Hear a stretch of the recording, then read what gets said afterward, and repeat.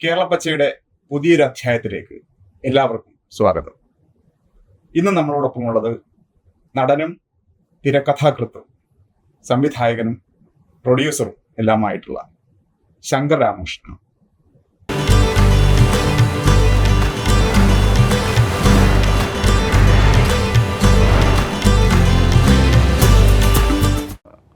അനുദിനം വിസ്മയകരമായ മാറ്റങ്ങൾക്ക് വിധേയപ്പെട്ടുകൊണ്ടിരിക്കുന്ന ലോകത്താണ് നമ്മളിപ്പോൾ ജീവിച്ചുകൊണ്ടിരിക്കുന്നത്.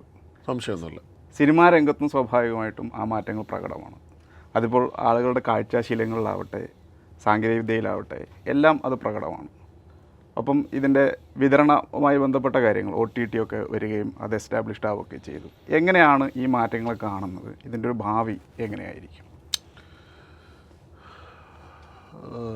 വളരെ സത്യമുള്ള ഒരു കാര്യമാണ് ഈ നമ്മളിപ്പോൾ അനുഭവിച്ചുകൊണ്ടിരിക്കുന്നൊരു മാറ്റം.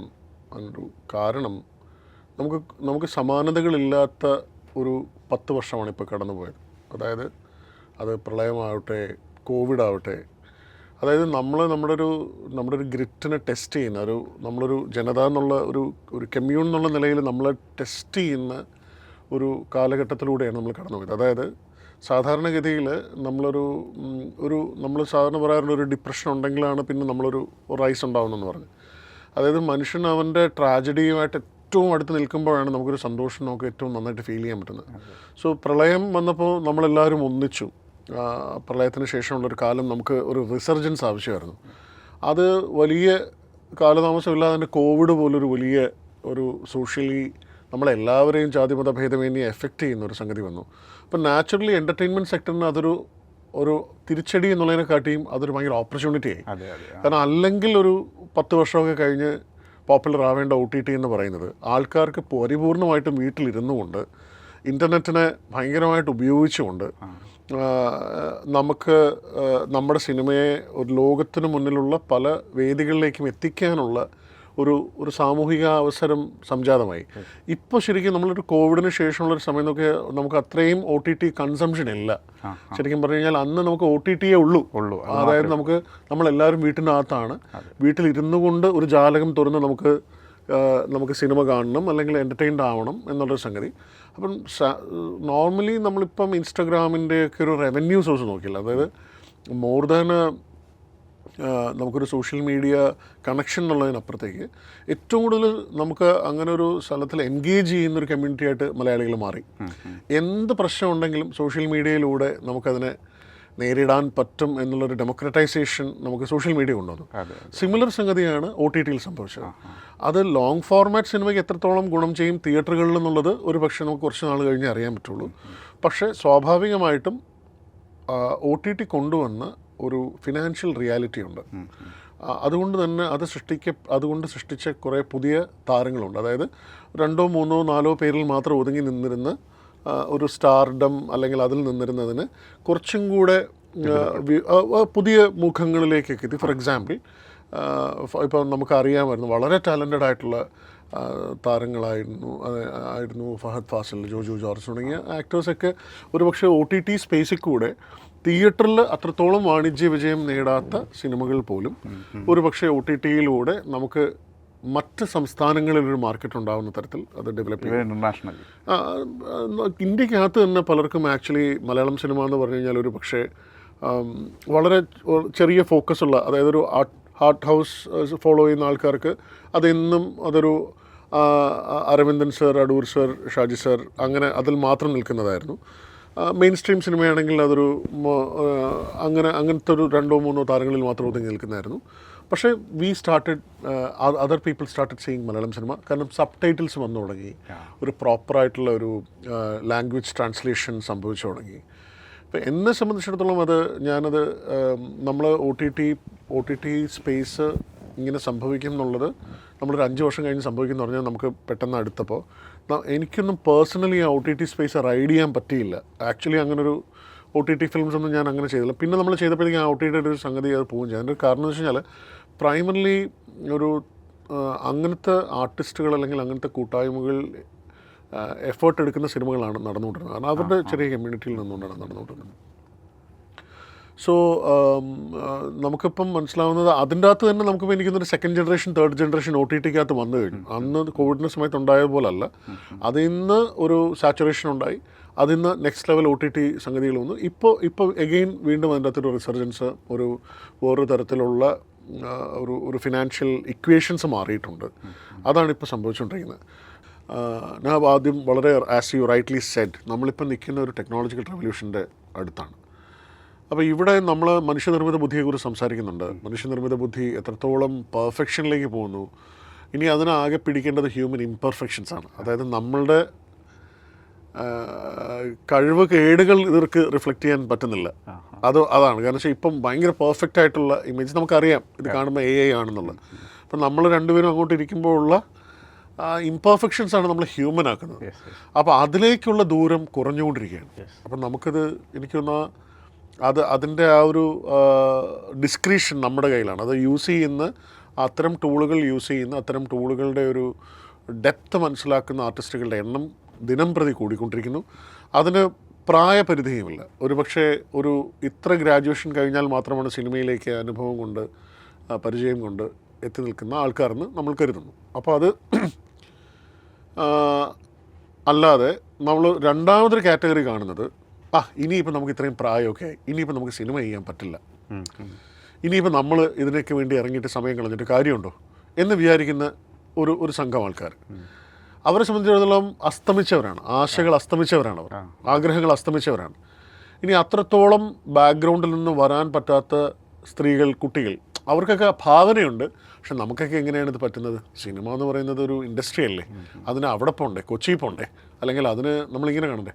അപ്പോൾ നിങ്ങളുടെ ലാപ്ടോപ്പോ നിങ്ങളുടെ മൊബൈൽ ഫോണോ നിങ്ങളുടെ ഒരു ടൂളോ യൂസ് ചെയ്തുകൊണ്ട് നിങ്ങളുടെ ഭാവനയിലുള്ളൊരു സിനിമ നിങ്ങൾക്ക് 1 മിനിറ്റ് കൊണ്ടോ 2 മിനിറ്റ് കൊണ്ടോ ഉണ്ടാക്കാൻ പറ്റുമെങ്കിൽ, അല്ലെങ്കിൽ അത് ചിന്തിക്കാൻ പറ്റുമെങ്കിൽ അതിന് ഒരു ഓഡിയൻസ് ഉണ്ടാവുന്നു എന്ന് പറയുന്നത് ഒരു ഭയങ്കര വിപ്ലവകരമായ മാറ്റം തന്നെയാണ്.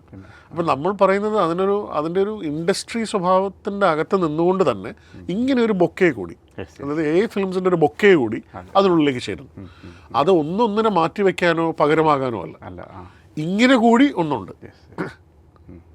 അത് ആരെയാണ് അഡ്രസ്സ് ചെയ്യുന്നത്? സാധാരണഗതിയിൽ ഫിനാൻഷ്യലി എൻഡോവ്ഡ് അല്ലാത്ത ഒരു സംഘം ആൾക്കാർ. ആശയങ്ങളുണ്ട്, ആഗ്രഹങ്ങളുണ്ട്, പക്ഷേ ആരെ കാണണമെന്നറിയില്ല, ഇന്ന ആൾക്കാരെ വച്ച് ചെയ്യാൻ പറ്റുന്നില്ല എന്നുള്ള പ്രയാസത്തിലിരിക്കുന്നത്. മറ്റേത് ഒരു ജീവിതകാലം മുഴുവൻ ഇതിനു വേണ്ടി നടന്നു, ഇതൊന്നും നടക്കുന്നില്ലല്ലോ എന്ന് പറഞ്ഞ് ഡിപ്രസ്ഡ് ആയിരിക്കുന്നു. ഈ 2 കാറ്റഗറിയിൽ ആൾക്കാരിലെയും മിടുക്കന്മാരെയും മിടുക്കികളെയും റെപ്രസെൻ്റ് ചെയ്യാൻ പറ്റുന്ന ടെക്നോളജി ഇന്ന് വിരൽത്തുമ്പുകളിലുണ്ട്. അത് ചെറിയ കാര്യമല്ല. അതിന് സർക്കാർ കൊടുക്കുന്ന ഒരു വലിയ സപ്പോർട്ട് സിസ്റ്റമാണ്.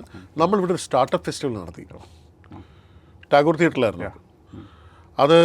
ആ സ്റ്റാർട്ടപ്പ് ഫെസ്റ്റിവൽ എന്ന് പറയുന്നത് എനിക്ക് തോന്നുന്നു ഇന്ത്യയിൽ ആദ്യമായിട്ടായിരിക്കും അങ്ങനെ യുവജനങ്ങളെ ഉൾപ്പെടുത്തിക്കൊണ്ട് അങ്ങനൊരു ഫെസ്റ്റിവൽ ഫോർമാറ്റിൽ 4-5 ദിവസം നീണ്ടു നിൽക്കുന്ന ഇൻട്രാക്ഷൻസും എല്ലാം കൂടെ വച്ചുകൊണ്ട് നമ്മളിവിടെ നടത്തിയിരിക്കുന്ന ഒരു വലിയ വിപ്ലവകരമായ ഒരു മൂവ്മെൻ്റായിരുന്നത്.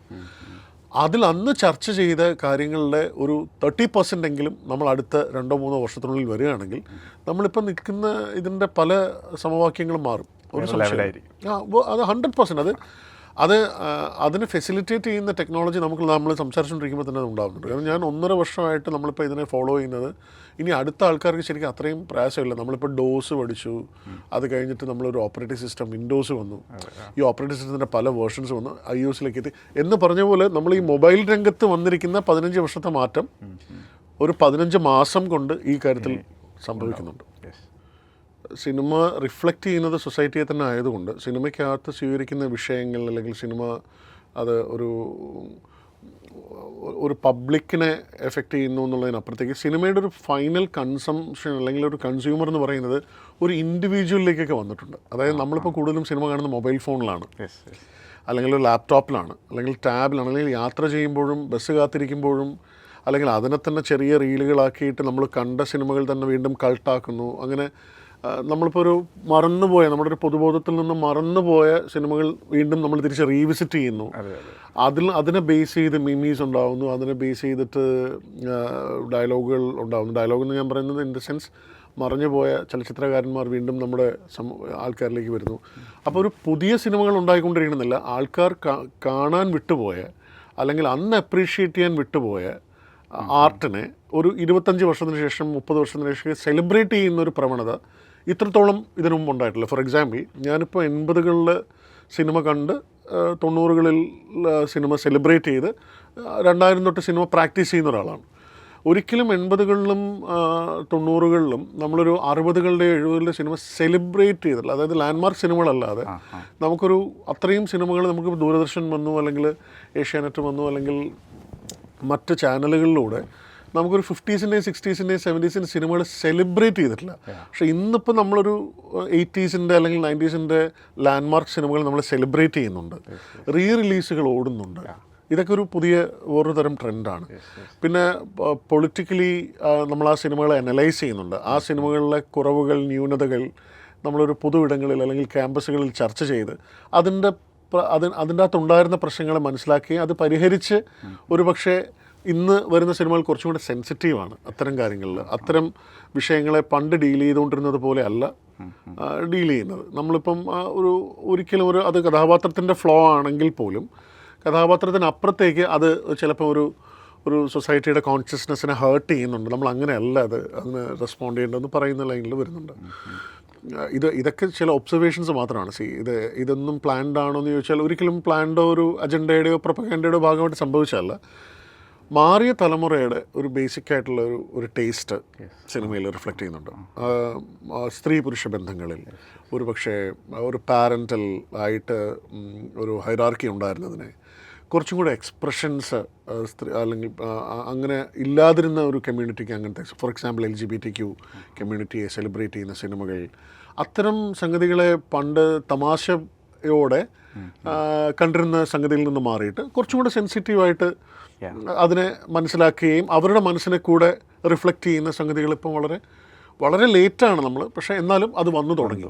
അത് ഒരു പക്ഷേ പണ്ടത്തെ സിനിമയിൽ അങ്ങനത്തെ നമ്മളതിനെ, ഫോർ എക്സാമ്പിൾ നമ്മളതിനെ പേരെടുത്ത് പറയുന്നത് ശരിയല്ല, പക്ഷേ അതിനെ സെൻട്രൽ കഥാപാത്രമാക്കി വരുന്നത് ഹ്യൂമറായിരുന്നു പണ്ട്. അങ്ങനത്തെ ഒരു കഥാപാത്രം വരുന്നത് ഹ്യൂമറായിരുന്നു. പക്ഷേ ഞാനിപ്പം 18-ാം പടി എന്നുള്ള സിനിമയിൽ ചെയ്തപ്പോൾ അതിൻ്റെ അകത്തൊരു കഥാപാത്രം ബോയ്സ് മാത്രം അല്ലെങ്കിൽ ആൺകുട്ടികൾ മാത്രം പഠിക്കുന്നൊരു സ്കൂളിൻ്റെ അകത്ത് കുറച്ചൊരു സ്ത്രൈണതയുള്ളൊരു കുട്ടി ആക്ഷൻ ചെയ്യുന്ന ആളാണ്. അങ്ങനെ നമ്മൾ കൊണ്ടുവരാൻ കാരണമായത് അങ്ങനെ ഒരു സംഗതി ചെയ്തത് അവരൊരു ഹ്യൂമർ പരിപാടിയല്ല, ഒരു കോമിക്കലായിട്ടുള്ള ഒരാളല്ല, അത് അയാളുടെ ഐഡൻറ്റിറ്റിയാണ് എന്ന് പറയുന്നത് മനസ്സിലാവുന്ന ഒരു കമ്മ്യൂണിറ്റി അല്ലെങ്കിൽ ഒരു ഓഡിയൻ വന്നതുകൊണ്ടാണ്. പക്ഷെ അതേസമയം നമ്മൾ ഒരു 25 വർഷം മുമ്പ് അങ്ങനെ പെരുമാറുന്ന അത്തരം ചെറിയ ഒരു സ്ത്രൈണതയുള്ള ഒരു പുരുഷനെന്ന് പറയുന്നത് ഒരു പക്ഷേ ഒരു ആക്ഷേപകരമായ ഒരു സംഗതിയായിരുന്നു.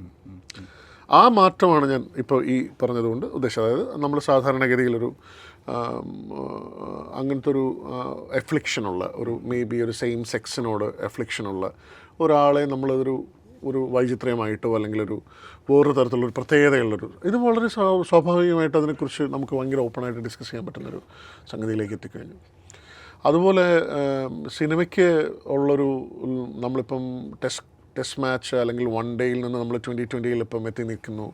നമുക്ക് കേരളത്തിന് അഭിമാനിക്കാവുന്ന ഒരു മലയാളിയും കൂടെ ഇൻക്ലൂഡഡ് ആയിട്ട് മെയിൻ സ്ട്രീമിലേക്ക് അങ്ങനെ ഒരാൾ വന്നു എന്നൊക്കെ പറയുന്നത് പോലെ നമുക്ക് ശരിക്കും ഈ ലോങ് ഫോർമാറ്റ് മാറിയിട്ട് കുറച്ചും കൂടെ ഒരു ഷോർട്ടർ ഫോർമാറ്റിൽ എൻ്റർടൈൻമെൻറ്റ് ആൾക്കാർ കണ്ടു തുടങ്ങി. ഷോർട്ടർ ഫോർമാറ്റാണ് ഇപ്പം നമ്മളിപ്പോൾ ഒരു അരമണിക്കൂർ ഉണ്ടായിരുന്ന ന്യൂസ് അവർ അല്ലെങ്കിൽ ന്യൂസ് എന്ന് പറയുന്നത് പോലും നമ്മളൊരു ഹൈലൈറ്റ്സ് ഉള്ളൊരു 5 മിനിറ്റ്സിലേക്കോ ഒരു അണ്ടർ 2 മിനിറ്റ്സിലേക്കോ ഒക്കെ നമ്മൾ എത്തുന്ന ഒരു ക്വിക്കറായിട്ടുള്ളൊരു ഇൻട്രാക്ഷൻ അല്ലെങ്കിൽ കട്ട് ചെയ്ത റീലുകളിലേക്ക് അതിലേക്ക് വരുന്നൊരു സംഗതിയിലേക്ക് വന്നു തുടങ്ങി. സോ അപ്പോൾ കുറിക്ക് കൊള്ളുന്ന പോലെ നമ്മളിപ്പം ഇത്രയൊന്നും വർത്തമാനം പറയേണ്ട കാര്യമില്ല എന്നുള്ളതാണ്. അതിന് ഒരു തരത്തിലും ഒരു ഡോക്യുമെൻറ്റേഷൻ അപ്പുറത്തേക്ക് ഇതിന് സാങ്കത്യമില്ല. People don't have time for this എന്നുള്ളത് അവർ അങ്ങോട്ടും ഇങ്ങോട്ടുള്ള സമയത്തിനെ ബഹുമാനിച്ചു തുടങ്ങി. പിന്നെ സമയം കളയാൻ വേണ്ടി കാണുന്ന കാര്യങ്ങൾ അത് പലപ്പോഴും ഇൻറ്ററാക്റ്റീവാണ്. അവർക്കും കൂടെ പാർട്ടിസിപ്പേറ്റ് ചെയ്യാൻ പറ്റുന്ന, അതായത് സ്വൈപ്പ് ചെയ്തോ അല്ലെങ്കിൽ അവരുടെ കൂടെ ഇടപെടൽ കൊണ്ടോ അവർക്ക് അവരുടെ എൻ്റർടൈൻമെൻറ്റിൻ്റെ കോഷ്യൻറ്റിനെ റെഗുലേറ്റ് ചെയ്യാം. അതായത് ഓഡിയൻസിന് ഈ പറയുന്ന എൻ്റർടൈൻമെൻറ്റിൻ്റെ അകത്തോട്ട് ഇടപെടാനുള്ളൊരു സ്പേസ്, അവനെ റിയാക്ട് ചെയ്യാനുള്ളൊരു സ്പേസ്, അവനൊരു കമൻ്റായിട്ടോ അല്ലെങ്കിൽ ഇത് വേണ്ടെന്ന് വെക്കാനോ അല്ലെങ്കിൽ ഇത് വേണമെന്ന് വെക്കാനോ കൂടുതൽ ആഴത്തിലേക്ക് അതിൻ്റെ അകത്തോട്ട് പോകാനോ ഉള്ള ഒരു സാധ്യതയും കൂടെ ഇപ്പം വന്നു തുടങ്ങിയിട്ടുണ്ട്. So it has become more interactive. ഈ മാറ്റങ്ങളിൽ സർക്കാരിൻ്റെ ഭാഗത്ത് നിന്ന് ഇപ്പോൾ ഫിലിം ഫെസ്റ്റിവലുകൾ, അതുപോലെ തന്നെ ഇതുമായി ബന്ധപ്പെട്ട ചർച്ചകൾ, സിമ്പോസിയങ്ങൾ, ഇങ്ങനെ ഇപ്പം ഫിലിം കോൺക്ലേവ് ഒക്കെ സർക്കാർ സംഘടിപ്പിക്കേണ്ടത്, ഇതൊക്കെ ഇതിൽ വരുത്തുന്ന മാറ്റങ്ങൾ എങ്ങനെയാണ്? മലയാളത്തിലുണ്ടായ സിനിമകൾക്ക് അന്താരാഷ്ട്ര തലത്തിൽ ശ്രദ്ധ നേടുന്ന ഒരുപാട് സിനിമകൾ മലയാളത്തിൽ നിന്നുണ്ടായി. അതിനുള്ളൊരു വലിയ റീസൺ എന്ന് പറയുന്നത്, ഞാനിപ്പോൾ അദ്ദേഹം നമ്മളെ വിട്ടു പോകുന്നതിന് മുമ്പ് ഷാജി എൻ കരുൺ എന്ന് പറയുന്ന വിഷണറി ആയിട്ടുള്ളൊരു ഡയറക്ടറുമായിട്ട് വളരെ അടുത്ത ഇൻറ്റിമേറ്റായിട്ട് കുറച്ച് നാൾ അദ്ദേഹമായിട്ട് നമുക്ക് ഒരു പ്രോജക്റ്റിന് മുകളിൽ വർക്ക് ചെയ്യാൻ പറ്റി. ആ പ്രോജക്റ്റ് മറ്റൊന്നുമല്ല, 1928 മലയാളത്തിൽ ആദ്യത്തെ സിനിമ ഉണ്ടാകുന്നത്. അപ്പോൾ ഈ വർഷം 2028 ആകുമ്പോൾ 100 വർഷം തികയുന്ന മലയാളം സിനിമയ്ക്ക് മലയാള സിനിമയുടെ പേരിലൊരു മ്യൂസിയം ഉണ്ടാവുക എന്ന് പറയുന്നത് അതൊരു ഈ സർക്കാരിൻ്റെ ഏറ്റവും വലിയ ഒരു മുന്നോട്ട് വച്ചൊരു ആശയമാണ്.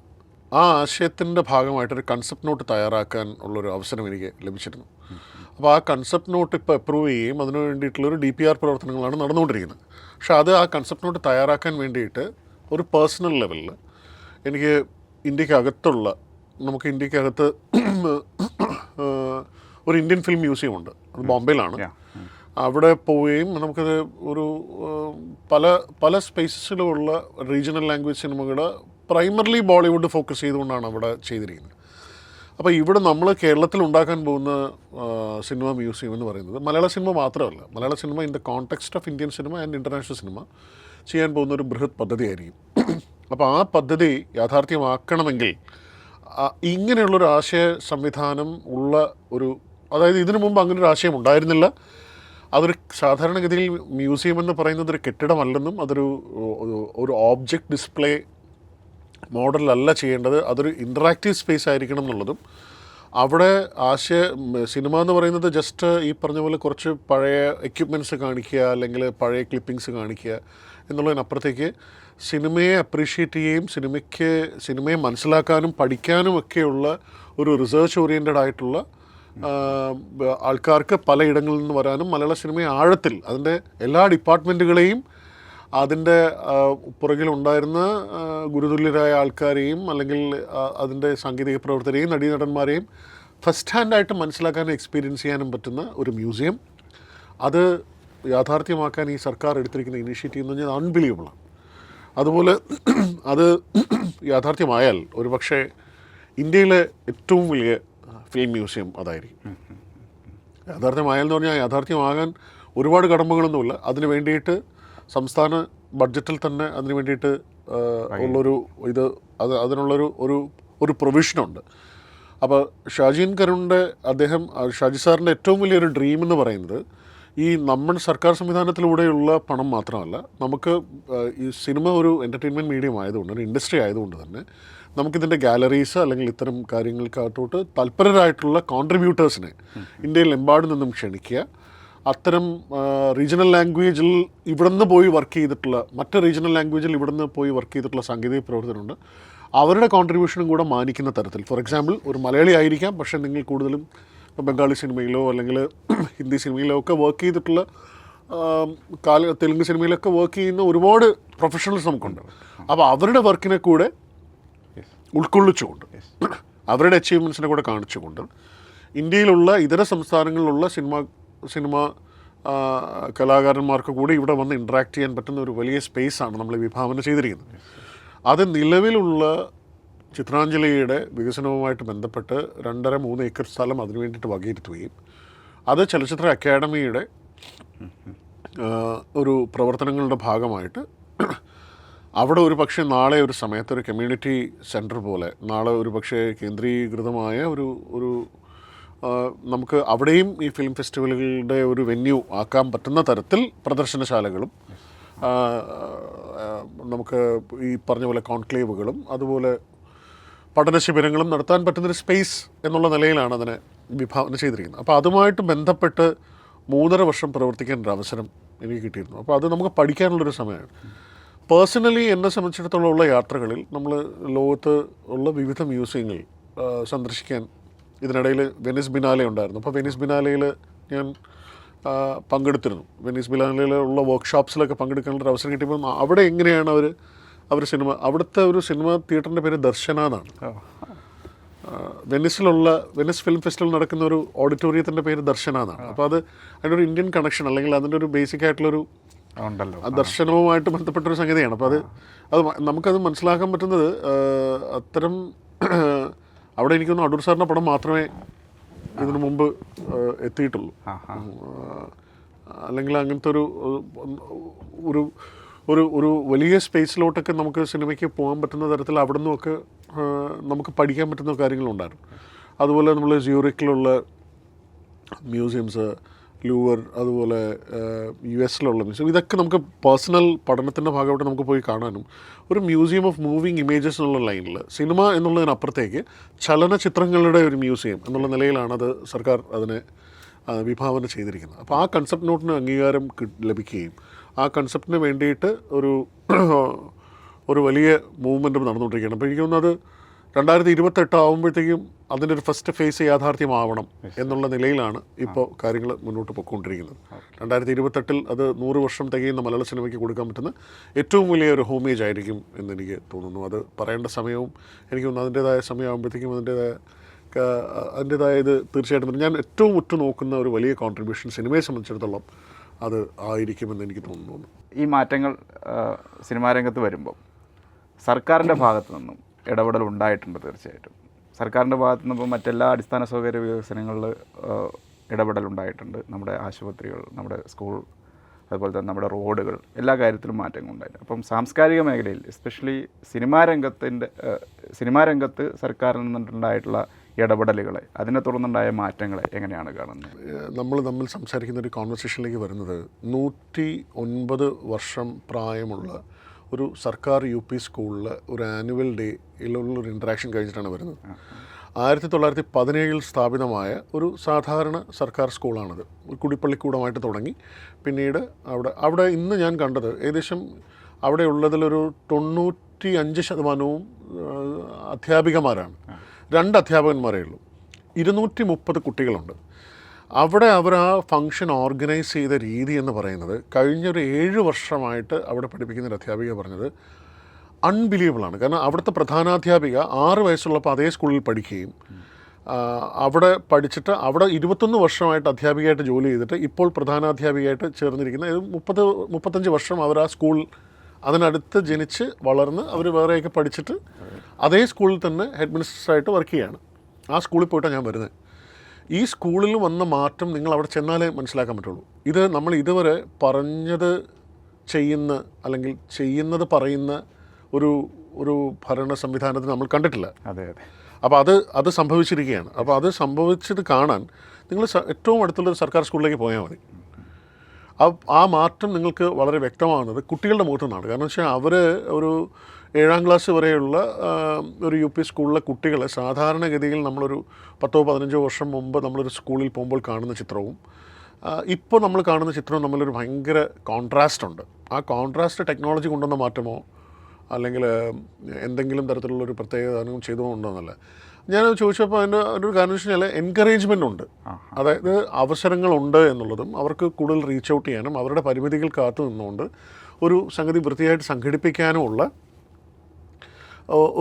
ഒരു കോൺഫിഡൻസ് ഈ അധ്യാപികമാർക്കും പാരൻസിനും കൂടെ ഇടപെടാനുള്ളൊരു സ്പേസും ഒക്കെ ഈ വിദ്യാഭ്യാസ സംവിധാനത്തിനുള്ളിൽ അവർ ഉണ്ടാക്കിയിട്ടുണ്ട്.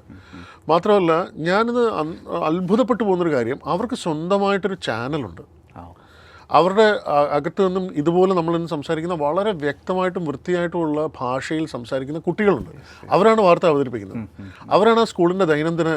ഞാൻ പറയുന്നത് ഇവിടെ തിരുവനന്തപുരത്ത് ഉള്ള കൊഞ്ചിറവിള UP സ്കൂളിനെ കുറിച്ചാണ് ഈ പറഞ്ഞിരിക്കുന്നത്. അത് പറഞ്ഞത് ഇതൊരു സ്മാർട്ട് ക്ലാസ് റൂമുകളുള്ള സംഗതിയൊന്നുമല്ല. ഒരു വളരെ സാധാരണ സ്കൂളാണ്. പക്ഷേ അവിടുത്തെ കുട്ടികൾ അല്ലെങ്കിൽ അവിടുത്തെ ടീച്ചർമാരെന്ന് പറയുന്നത് ഒരു ഒറ്റപ്പെട്ട സംഭവമല്ല.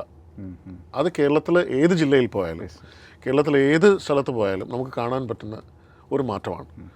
സിമിലർലി നമ്മളിപ്പോൾ വയനാട് പോലൊരു സ്ഥലത്ത് കഴിഞ്ഞൊരു 2003 മുതൽ ഫ്രീക്വൻ്റ് ചെയ്യുന്ന ഒരാളാണ് ഞാൻ. 2003 നമ്മളവിടെ പോകുമ്പോഴത്തേക്കും അവിടെ ടൂറിസം പൊട്ടൻഷ്യലിന് വേണ്ടിയിട്ടുള്ള സംഗതികളാണ്. പക്ഷേ അടിസ്ഥാനപരമായ വിദ്യാഭ്യാസം അല്ലെങ്കിൽ ഹെൽത്ത് എന്ന് പറയുന്ന സംഗതിയിൽ നമ്മൾ പെട്ടെന്ന് അവിടെ വെച്ചൊരു അപകടം സംഭവിച്ചാൽ, അതായത് പെട്ടെന്നൊരു സാധാരണ പുറത്തുനിന്ന് വരുന്ന ഒരു അതിഥിക്ക്, ഒരു ടൂറിസ്റ്റിന് വയനാട്ടിൽ വച്ച് ഒരു അപകടം സംഭവിക്കുന്നു എന്ന് വയ്ക്കുക.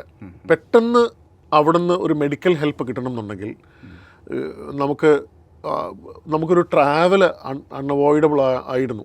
ഫോർ എക്സാമ്പിൾ ഞങ്ങളിപ്പം വാഗമണിൽ ഷൂട്ട് ചെയ്തുകൊണ്ടിരുന്നപ്പോഴത്തേക്കും ഒരു ആക്ഷൻ സീക്വൻസിൻ്റെ ഇടയിൽ ഈ ഒരു എക്സ്പ്ലോഷൻ സാധനത്തിനിടയിൽ നമ്മുടെ മുഖ്യ നടൻ്റെ മുഖത്തേക്ക് ഈ എക്സ്പ്ലോഷൻ വരികയും ഈ മുഖം മുഴുവൻ ചെറിയ ഈ പാർട്ടിക്കിൾസ് ഉണ്ടല്ലോ, ഇത് മുഴുവൻ, അതായത് അയാളുടെ മുഖമാണ് അയാളുടെ ഇൻവെസ്റ്റ്മെൻറ്റ്, ഞാൻ അത് പറയുന്നില്ല, പക്ഷേ അയാളുടെ മുഖം മുഴുവൻ ഈ ഷാപ്നൽസ് തുളച്ചു കയറി. ഇത് വളരെ സൂക്ഷ്മമായിട്ടാണ് ഈ സംഗതികൾ മാറ്റേണ്ടത്. അല്ലെങ്കിൽ അത്രയും ചെയ്തില്ലെങ്കിൽ അയാളുടെ മുഖത്തൊരു ഡിഫോമിറ്റി വരും. ഏറ്റവും പെട്ടെന്ന് നമുക്ക് അങ്ങനൊരു സാധാരണ ഏറ്റവും നോർമലായിട്ടുള്ളൊരു സർക്കാർ സംവിധാനത്തിലേക്ക് നമുക്ക് എത്തിക്കാൻ പറ്റി. അദ്ദേഹത്തിന് അങ്ങനെ ഒരു സംഗതി ചെയ്യാൻ പറ്റിയപ്പോൾ അവർ ചെയ്ത അതിനോടുള്ളൊരു റെസ്പോൺസ് ടൈം എന്ന് നമ്മൾ പറയും. ഒരു അപകടം സംഭവിച്ചാൽ അതിനെ ഡീൽ ചെയ്യേണ്ട ഒരു പ്രത്യേക ടൈമിനുള്ളിൽ നമ്മളത് ചെയ്തില്ലെങ്കിൽ അത് definitely it will have its on impact. അപ്പോൾ അത് നമുക്ക് ചെയ്യാൻ ഇപ്പോൾ നമുക്ക് എല്ലായിടത്തും സംവിധാനങ്ങളുണ്ട് എന്നുള്ളതാണ്. പിന്നെ അതിൽ തന്നെ നമ്മൾ ഈ പഠിച്ചിറങ്ങുന്ന വിദ്യാർത്ഥികൾക്ക് പണ്ട് അങ്ങനത്തെ ഒരു നിർബന്ധിത സേവനമെന്ന് പറയുന്നത് ഒരു ടോർച്ചറായിരുന്നു. പക്ഷേ ഇന്ന് നമുക്ക് ചെറുപ്പക്കാരെ കാണും, അവർ മോട്ടിവേറ്റഡ് ആണ്. അവർ അത്തരം സംവിധാനങ്ങളിൽ ചെന്ന് അങ്ങനെ ഒരു സംഗതി ചെയ്യുന്നതിൽ നിങ്ങൾ കാണാൻ പറ്റുന്ന മിക്കവാറും ഒരു 25-നും 40 വയസ്സിനും ഇടയ്ക്കുള്ള ഒരുപാട് പുതിയ ഡോക്ടർമാർ ഇൻറ്ററാക്ട് ചെയ്ത ഒരു സംഗതി. അതൊന്നും അറിയാതെ ഈ ഒറ്റപ്പെട്ട സംഭവങ്ങൾ പോലെ ചിലർ ഭയങ്കരമായിട്ട് മോട്ടിവേറ്റഡ് ആയി. എനിക്ക് തോന്നുന്നു ഇതൊരു വളരെ കൃത്യമായ മൂവ്മെൻ്റ് ഇല്ലാതെ, കൃത്യമായ ഒരു നിർദ്ദേശമില്ലാതെ അങ്ങനെ സംഭവിക്കാൻ പറ്റില്ല. കാരണം എനിക്ക് തോന്നുന്നു കോവിഡിനൊരു കൃത്യമായ കോവിഡ് സമയം തൊട്ടാണ് അത് രാഷ്ട്രം ശ്രദ്ധിച്ചു തുടങ്ങിയത്. കൃത്യമായ കണക്കുകൾ പറയുക, കൃത്യമായ ഡോക്യുമെൻറ്റേഷൻ ഉണ്ടാവുക, ഇത്രയും പേർക്ക് ഇത് രോഗമുക്തി ഉണ്ടായെന്ന് പറയുന്ന ഒരു സംവിധാനം നമ്മൾ ഇതിനു മുമ്പ് കണ്ടിട്ടുണ്ടോ? വേറെ ഏതെങ്കിലും സംസ്ഥാനങ്ങളിൽ നമുക്ക് കണ്ടിട്ടുണ്ടോ? അപ്പോൾ എനിക്ക് തോന്നുന്നൊരു വളരെ കമൻറ്റബിൾ ആയിട്ടുള്ളൊരു കാര്യമാണ്.